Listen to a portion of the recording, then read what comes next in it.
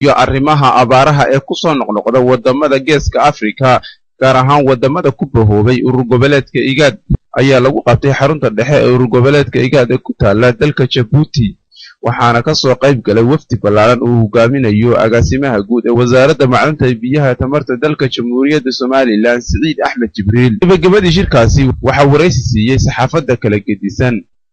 xogayaha guud ee urur goboleedka IGAD injineer Maxbuub Macalin wasiirka Soomaaliland biyaha iyo maartay natural resourceska waxay markaan tii dhameynay oo qoraalka hore ay maartay aan isku garanay waxaan furnay hadal kale oo ku saabsan biyaha waxaa loo yahay in abaaraha arrimaha u weyn ee maartay dadka ay ku dhibaatoodaan inay yihiin biyaha in aan sameeyno qoraal khaas ku ah biyaha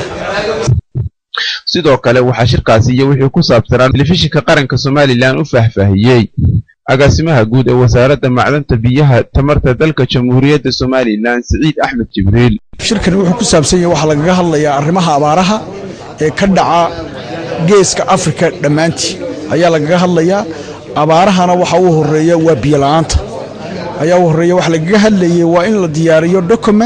document-kaas oo lagu yareynayo dhibaatooyinka abaaraha ee ka dhaca Geeska Afrika dhamaantii shirkan markaa waxa la isugu yeeray Soomaaliland Puntland iyo Soomaaliya kaasa waxa laga diyaarinayay document u gaar ah qolo walba oo baahidooda dhinaca biyaha dhinaca xoolaha dhinaca beeraha ayaa laga hadlayay waana la dhameeyay waxaana conclusion lagu sameyn doono ay wasiiradu ka qayb gali doonaan insha Allah bisha August